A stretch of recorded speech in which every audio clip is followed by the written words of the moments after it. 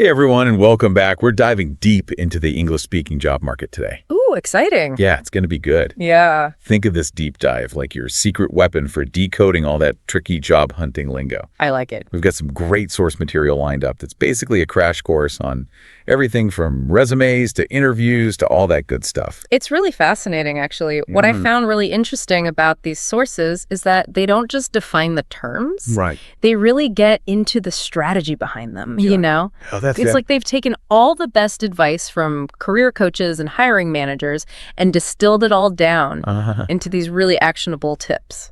I love that. Yeah. Okay, so let's just jump right in. Let's do it. Resumes. Oh, Everyone's favorite topic, right? the bane of our existence. I know. But seriously, our source material highlights something really crucial here. Okay. The power of strong action verbs. Yes. And I don't just mean like using managed instead of did. It's about getting way more specific and impactful with your word choices. Absolutely. You know what I mean? Yeah, it's about thinking about, okay, if you are a software developer, instead of saying developed a website, you could say led a team of 5 to develop a user-friendly website that increased customer engagement by 20%. Whoa. See the difference? Okay, yeah. That's way more powerful. Right. It's not just about what you did. Yeah, It's about the impact you made. exactly. And that's what employers want to see results. So I have a challenge for everyone listening. Ooh, I like a challenge. Pull up your own resume. Okay. Take a look at those verbs. All right, I'm doing it right now.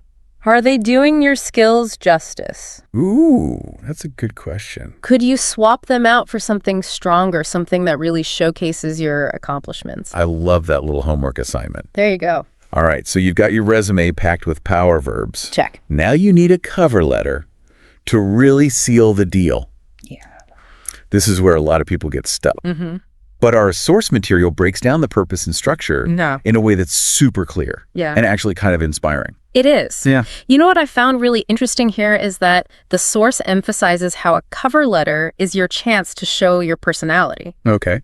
Your resume is all facts and figures, but the cover letter is where you can let your passion and enthusiasm shine through.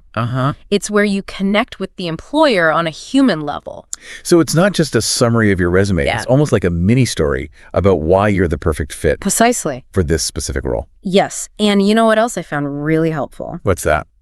The source material talks about the importance of the call to action in the closing paragraph. Oh, It's not just about saying thanks for your time. yeah. It's about proactively expressing your eagerness to move forward in the process. Okay, it's just like, hey, I'm ready for that interview. Let's do this. Exactly. Okay, I've got the killer resume and a compelling cover letter. We're doing good. Now we need to find the right jobs to apply for. All right, the fun part. Yeah. So our source material dives into decoding job postings, Okay. like how to read between the lines and figure out what employers are really looking for. Yes, and this is where things get strategic. Ooh, I like it. The source material gives this great tip about using keywords from the job posting to tailor your resume and cover letter. Oh, that's smart. It's about speaking their language, showing them that you understand their needs and that you've done your homework.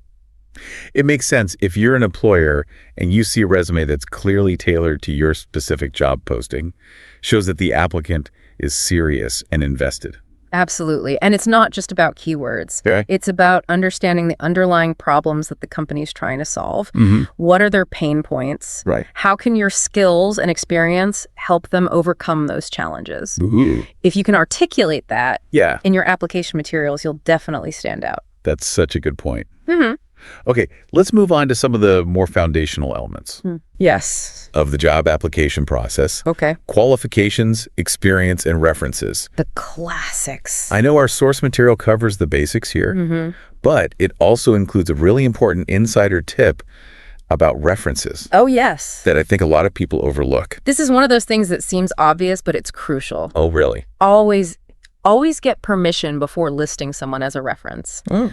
Not only is it common courtesy, Okay. but it also gives your reference a chance to prepare Oh, that's good. and make sure they're comfortable speaking about your qualifications. Yeah, you don't want to catch someone off guard Exactly. and potentially like sabotage your chances. Right. It's much better to have a few enthusiastic references who are ready to sing your praises Yes. than a long list of people who are hesitant or unprepared. Okay, so you've submitted your application Fingers crossed. and you get the call for an interview. Yay. Exciting but nerve-wracking, right? Oh, for sure. Our source material acknowledges this and really emphasizes the importance of preparation. Absolutely. And they offer some really practical advice Okay. for tackling one of the most common interview questions. Which is? Tell me about yourself. Oh, I know this is where so many people stumble, I know I do. but it's actually a golden opportunity to make a strong first impression. It is. Yeah, I always find myself like fumbling through that one. Me too. So what's the secret? The key is to craft a concise and engaging response that highlights your relevant skills and experience. Okay. And then this is the crucial part, connects them back to the specific role you're interviewing for. You're not just reciting your resume. Right. You're telling a story that demonstrates why you're the perfect fit for this particular job. It's like you're saying, here's who I am, here's what I'm good at, and here's how I can contribute to your team. Exactly. I like it. And you know what else I found helpful? Tell me. The source material suggests practicing your response out loud, Oh? even recording yourself, Ooh, that's a good idea. so you can hear how you sound. Yeah. You want to come across as confident and enthusiastic, Right. not robotic or rehearsed. That's such good advice. Yeah. I think a lot of people focus on what they're going to say, but forget about how they're going to say it. Totally. And remember, an interview is a two-way street. That's true. It's not just about answering their questions. It's about asking your own questions. Right. To get a feel for the company culture Yeah. and whether it's a good fit for you. That's a great reminder. So we've talked about resumes, cover letters, and interviews. We are on a roll. Now let's dive into the world of networking. All right, let's do it. Our source material defines it as building relationships to discover job opportunities. Okay. It's about making connections and expanding your professional circle. I like that. But what's really interesting here is that the source goes beyond the traditional idea of networking. Okay. At formal events, Right. they talk about the importance of building relationships online. Oh, like LinkedIn. Exactly, through platforms like LinkedIn and even through casual conversations with people in your field. Wow. I love that. It's like networking doesn't have to be this stuffy, formal thing. Yeah, It can happen organically through genuine interactions. absolutely. And, you know, sometimes the most unexpected connections can lead to the most amazing opportunities. That's so true. Okay, before we move on, I want to touch on a topic Yes. that's often a bit awkward. Uh-oh. Perks and pay. The money talk. I know it's important to be prepared to discuss salary expectations Yes, during the interview process. it is. But how do you even approach that conversation? Well, our source material has some excellent advice on this. Okay, good. It emphasizes the importance of researching average salaries Okay, for similar roles in your location. that makes sense. Knowledge is power when it comes to negotiation. Right. You need to know your worth and be able to articulate it confidently. You don't want to undersell yourself or price yourself out of the run. Exactly. And it's not just about salary. Oh.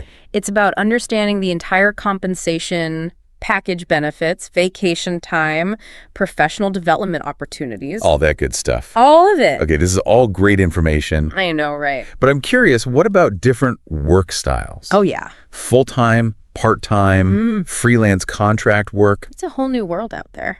There's so many options these days. You're absolutely right. And our source material actually does a fantastic job of breaking down these different work styles. Okay. And encouraging you to think about which one aligns best with your lifestyle and career goals. That's so important. There's Yeah. no one-size-fits-all approach. Exactly. It's about finding the work style that allows you to thrive both professionally and personally. Exactly. Yeah. And you know what's really fascinating is that the traditional 9-to-5 office job Yeah, is becoming less and less common.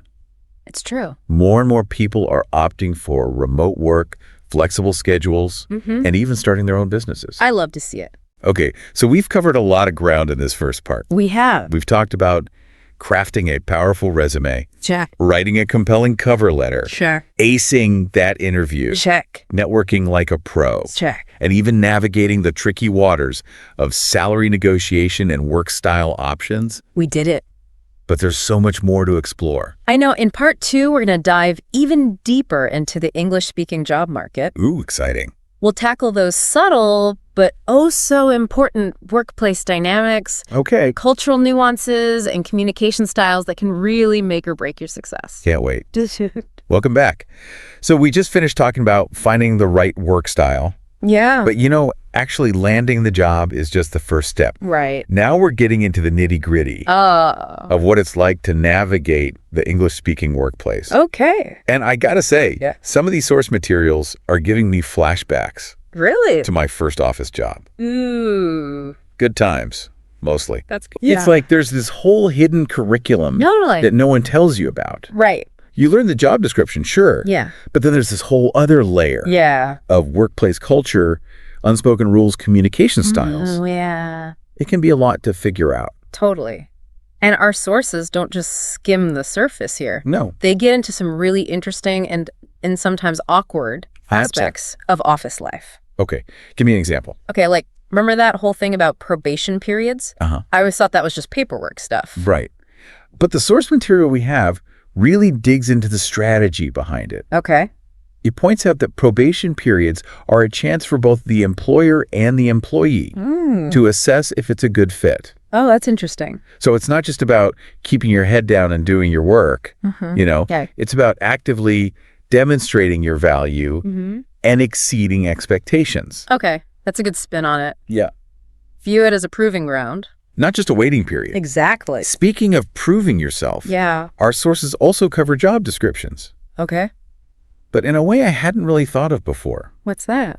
What I found fascinating here is they emphasize how job descriptions are often just the starting point. Oh, interesting. As you settle into a role, Yeah. your responsibilities might evolve. Right. You might take on new projects or even find yourself collaborating with different teams. Ooh. So it's not about being confined by that job description, Okay. but being open to growth and taking on new challenges. Exactly. And the sources even tie this back to the idea of promotions, suggesting that going above and beyond your initial job description can actually position you really well for advancement. Okay, so it's like always be looking for ways to add value. Yes. Even if it's outside the strict lines of your job description. Yeah. But how do you balance that with, you know, not burning yourself out? Right. That's important.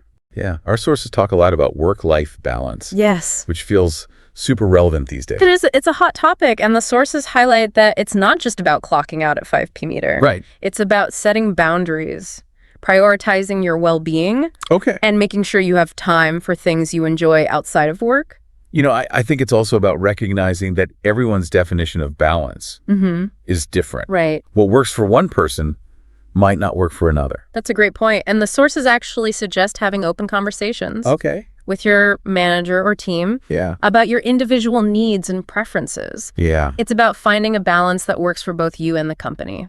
Okay, so we've talked about navigating your role within a company. Yeah. But let's talk about the people and, dare I say, the drama. I mean, our sources get real about office politics. It's one of those topics people kind of dance around, but it's definitely a reality in most workplaces. What I found really helpful is that the sources break down office politics into a few key elements. Like what? Well, they talk about understanding the informal networks and relationships within the company. Who are the key influencers? Who are the decision makers? And how do those dynamics actually play out? So it's not about being gossipy or manipulative. No. It's about being aware of the power structures. Right. And navigating them in a way that's both ethical and effective. Exactly. And it also ties back to something we talked about earlier. Networking, the stronger your relationships are within the company, the better equipped you'll be to navigate those sometimes choppy political waters. Okay, that makes sense. Speaking of navigating, our sources also get into something that can be really tricky. Especially in a globalized world, and that's cultural nuances. Right, like what flies in one culture might be a major faux pas in another. Exactly. This is where things get really interesting. The sources don't just provide a list of do's and don'ts. Right. They encourage you to approach cultural differences with curiosity and respect. I love that. Yeah, it's like instead of assuming you know what's appropriate, ask questions, observe how others interact. Right. And be willing to adapt your communication style. Absolutely. And it's not just about avoiding offense. It's about building trust and understanding across cultural boundaries. Okay, so we've talked about navigating office politics. Yes. And cultural nuances. We have. Now let's get into the nitty-gritty of communication itself. All right. Our sources are full of vocabulary related to workplace conversations, meetings, and emails. It's a lot. I know. Yeah. What's interesting is they don't just define the terms. Okay. They give you tips for using them effectively. Ooh. Like, for example, they talk about the importance of active listening Yes. in meetings. It's so important. It's not just about hearing what's being said. It's about engaging with the ideas, asking clarifying questions, and really demonstrating that you're paying attention. Right. So like nodding and saying, every once in a while Yeah. isn't going to cut it. Not exactly. Active listening is about being present and engaged, both verbally and non-verbally. Okay. It's about making eye contact, taking notes, Right. and even summarizing what you've heard to make sure you understand correctly. Got it. Active listening. Check. What else do we need to know about communication? Well, the sources also talk about the importance of giving and receiving feedback effectively. Okay, feedback. It's not just about praising good work or pointing out mistakes.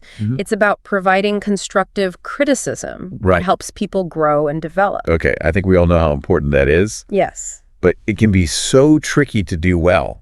It is, and the sources acknowledge that they recommend focusing on specific behaviors, not personality traits, Okay. and framing feedback in a way that's solution-oriented. So it's not about blaming or shaming. Yeah. It's about helping people improve. Exactly. That's a really good distinction, and I think it ties into the whole idea of creating a positive and supportive work environment, Yeah, which, let's be honest, can be tough sometimes.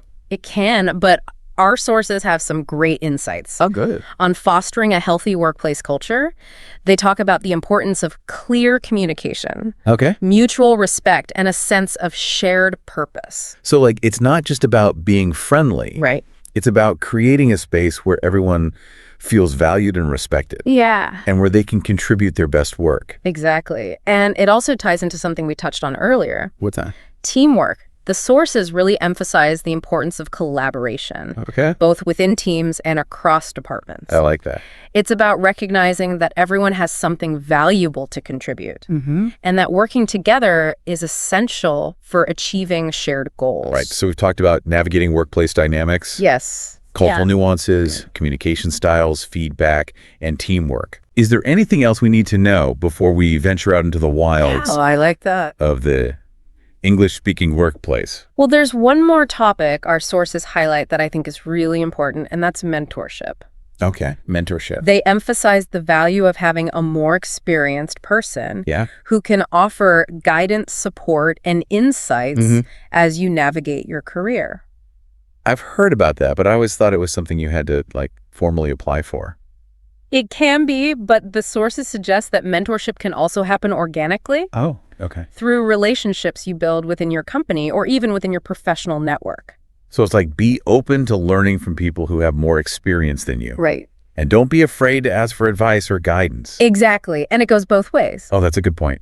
As you gain experience, you can also mentor others and share your knowledge and insights. That's a great point. Okay, so we've covered a lot of ground in this part. We have. We've talked about navigating workplace dynamics, cultural nuances, communication styles, feedback, teamwork, and even mentorship. We're really getting into the nuances of what it takes to thrive I know. in the English-speaking job market. We are. But there's still more to explore in part 3. We're going to dive even deeper into those sometimes unspoken rules of workplace etiquette, Ooh. those subtle but oh so important cues Yeah, that can make all the difference in how you're perceived. can't wait. Stay tuned. All right, welcome back for the final part of our deep dive into the English-speaking job market. Ooh, the grand finale. I know we've covered so much ground already. Resumes, interviews, networking, office dynamics, you name it. All the things. But there's one last layer we need to explore, Okay, I'm intrigued. and it's all about those unspoken rules Oh, of workplace etiquette. the do's and don'ts. Exactly, because let's be honest, sometimes it's the little things that make the biggest difference. It's true. And our source material gets in some really interesting nuances here, Okay. especially around email etiquette. Oh yeah, email, the double-edged sword of workplace communication. You can say that again. It's so convenient, but it's also so easy to make a mistake Right. that can damage your professional image. So true. I remember this one time I accidentally replied all to an email that was, let's just say, not meant for everyone's eyes. Oof, we've all been there. Not my proudest moment. But the good news is Our sources offer some really helpful tips for avoiding those email faux pas. Okay, good. Like, for example, they emphasize the importance of starting with a professional salutation. Right. Dear Mr. or Mrs. last name is always a safe bet. Yeah. Unless you're on a first name basis with the person. Right. And even then, it's probably best to err on the side of formality. Yeah. At least until you get a sense of the company culture. Exactly. And the sources also talk about keeping your emails concise and to the point. No one wants to wade through a wall of text. So like bullet points are our friends. Absolutely. And avoid using slang, Great. emojis, or excessive exclamation points. Voted. You want to project an image of competence and professionalism. And proofread. Yes. Typos and grammatical errors The worst. can make you look careless and unprofessional. So true. Okay, so we've mastered the art of email. We're on a roll. Now let's talk about another potential minefield. Okay. Meeting etiquette. Ooh, yes. Meetings, love them or hate them, they're a part of almost every job. It's true. And our sources highlight some key things to keep in mind, Like what? like punctuality. Yes. Arriving on time shows respect for everyone's time and demonstrates your professionalism. And I think it also shows that you're organized and prepared, which is always a good look. Right. And once you're in the meeting, Yeah. the sources emphasize the importance of active participation. Okay. Contribute to the discussion, ask clarifying questions, and offer your insights Yes. when appropriate. But also know when to listen. Yeah. Don't dominate the conversation or interrupt others. It's all about balance. It's about finding that balance between being engaged and being respectful of others. And one more thing, put those phones away. Oh, yeah. Unless you're expecting an urgent call, it's incredibly disrespectful It is. to be scrolling through social media or texting during a meeting. It's like you're saying, I'm not really interested in what you have to say. Okay, so we've talked about email etiquette and meeting etiquette. check. Now let's get into something a little more juicy. Ooh, tell me more. Our sources actually touch on the topic of workplace gossip. Ah, yes, the water cooler whispers. It's inevitable in any workplace. It really is. But it's definitely something to navigate carefully. Because even if you're not the one spreading the gossip, Yeah, just listening to it can make you complicit. that's true. And the sources recommend resisting the temptation to engage. Okay. In negative gossip, it can damage relationships and create a toxic work environment. Instead, try to steer the conversation Yes. towards more positive topics. Or, if you feel uncomfortable, politely excuse yourself. And remember, what you say about others reflects on you. It's always best to err on the side of discretion and kindness. Okay, gossip averted. He did it. Now let's talk about something that's essential for success Yeah. in any workplace, but especially in an English-speaking environment. Conflict resolution. Oh, this is where those communication skills we talked about earlier really come into play. Yeah. The sources emphasize approaching conflict with a calm and respectful attitude. Because getting defensive or emotional is only going to escalate the situation. Exactly. The key is to listen actively to the other person's perspective. Try to find common ground. Okay. And focus on finding a solution that benefits everyone involved. Avoid personal attacks. Right. And emotional outbursts. Yes. Remember, it's about addressing the issue, not the person. And if you can't resolve the conflict on your own, Yeah. don't hesitate to involve a neutral third party like a manager or HR representative. Okay, conflict resolved. We're on a roll. I know, right? Now let's touch on one final, but incredibly important Hit me with it. aspect of workplace etiquette, All right. cultural sensitivity. This is especially crucial in today's diverse workplaces. Yeah. It's about being aware and respectful of different cultural norms, values, and communication styles. Like, for example, in some cultures, direct eye contact is considered a sign of respect, while in others it can be seen as aggressive or confrontational. Exactly. And there are so many other nuances to be aware of personal space humor, even the way you give and receive gifts. So it's really about being mindful, doing Yeah. your research, and being willing to adapt your behavior to different cultural contexts. And if you're ever unsure about something, don't be afraid to ask. Yeah. It's better to clarify than to unintentionally offend someone. That's a great point. Cultural sensitivity is really about fostering an inclusive and respectful work environment Absolutely. where everyone feels valued and respected. Wow, we've covered a ton of ground We really have, in this deep dive. from crafting that perfect resume. When mastering the art of workplace etiquette, We've given you a comprehensive toolkit for navigating the English-speaking job market. we did it. Remember, it's a journey, not a destination. So true. Stay curious, keep learning, And don't be afraid to ask questions. Yes. And most importantly, believe in yourself and your abilities. Now, before we sign off, we'd love to hear from you. What are some of the most interesting or confusing workplace scenarios you've encountered? Ooh, good question. Share your stories and insights with us. We're all ears. Until next time, happy job hunting. Hey, everyone, and welcome to another deep dive. Today, we're going to be looking at idioms for expressing feelings. Oh, yeah. Idioms. Those are fun. Yeah, and I think they can be kind of tricky to learn, especially for people who are, learning English as a second language. Definitely. So we're going to try to break them down and make them a little bit easier to understand. And we're going to be using this awesome source material that's organized by emotion. That's smart. Yeah, so we'll start with happiness, then we'll move on to sadness, anger, love, and affection, and even embarrassment and shame. Wow, the whole gamut. Yeah, the whole emotional roller coaster. So buckle up and get ready for a fun ride. I'm excited. Me too. Ooh. Okay, so let's dive right in and start with happiness. Okay. One of the most common idioms for happiness is over the moon. Like, I was over the moon when I got the job. Yeah, that's a good one. But where does that even come from? Like, is there really someone living on the moon who's just like super happy all the time? Uh-huh. Well, some linguists think it might actually be connected to that image of the man on the moon from folklore. Oh, interesting. Yeah, like happiness just launches you right up there with it. No, never thought of it that way. That's pretty cool. Yeah. Okay, so another classic happiness idiom is tickled pink. Like, I was tickled pink when I received that unexpected gift. It's a cute one. Yeah, but it kind of sounds a little old-fashioned to me. It is an older idiom. It actually dates back to the 19th century. Really? Yeah. And get this, it used to be tickled pink and blue. Pink and blue. Yeah. No one really knows why the blue got dropped, but maybe it Yeah. just didn't sound as good. Yeah, that makes sense. Yeah. Okay, so moving on to another idiom that I feel like I use all the time. On cloud nine. Oh, yeah, another classic. Yeah, like I was on cloud nine after my vacation. It really captures that feeling of pure bliss. Yeah, like you're just floating on air. Well, funnily enough, even cloud nine has its roots in something pretty practical: meteorology. Meteorology, you mean like the weather? Exactly. Early weather maps used to number cloud formations, and the highest, most impressive type was number 9. Wow, so being on cloud 9 is like being at the top of the weather chart. Pretty much. It symbolizes peak happiness. That's amazing. I never knew that. Yeah, idioms can come from the most unexpected places. Okay, so we've covered over the moon, tickled pink, and on cloud 9. What other happiness idioms do we have in our source material? Let's see. We have in high spirits and walking on air. Ooh, I like walking on air. It really paints a picture. Yeah, it emphasizes that light, buoyant feeling of intense happiness. But would you ever use walking on air in a formal setting? That's a good question.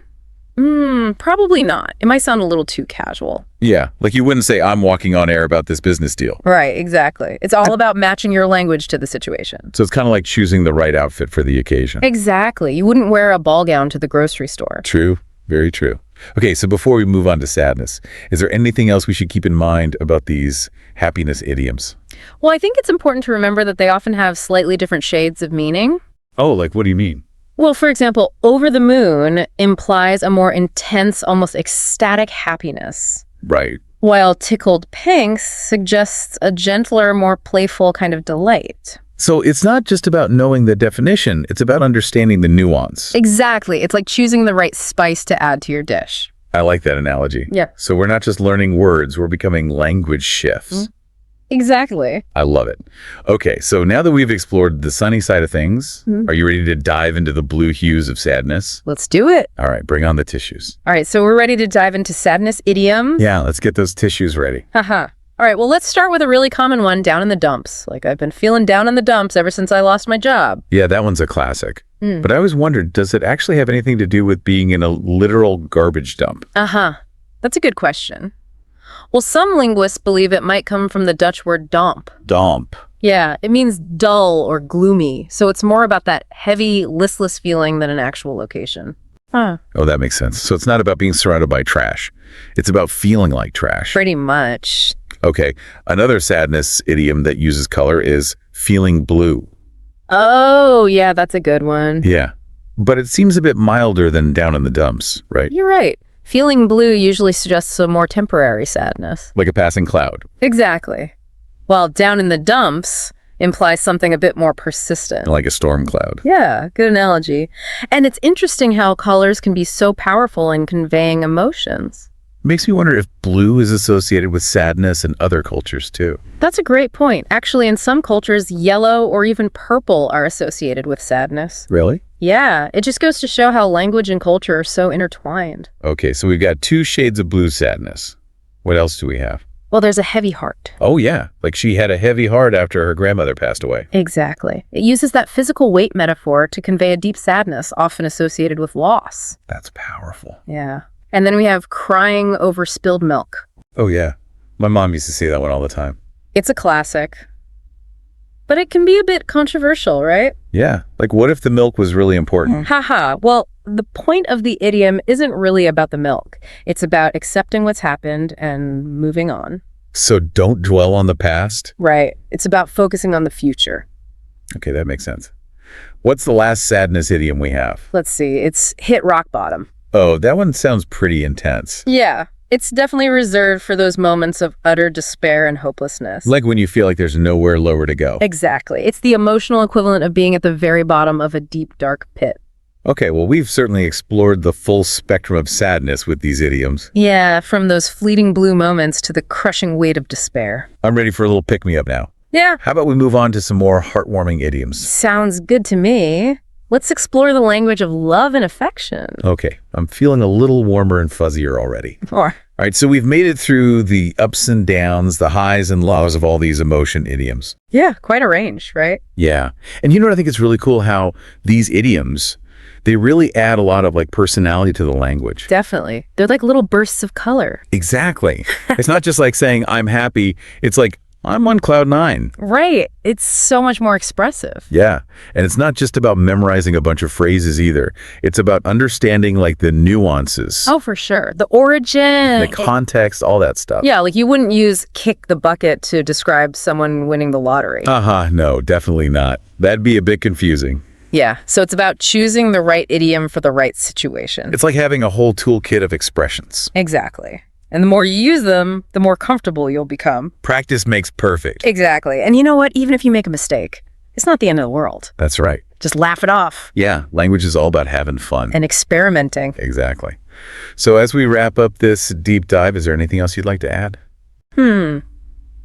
I guess I just hope that people will walk away from this with a new appreciation for idioms. Yeah. They're really powerful tools for communication. And don't forget, language is always changing. Oh, for sure. So keep your ears open. You might hear some brand new idioms out there. Yeah. Who knows? Maybe you'll even invent one yourself. That's a great thought. Okay, well, that about wraps up our deep dive into idioms for expressing feelings. Yeah. Thanks for joining us. And we'll catch you next time for another linguistic adventure.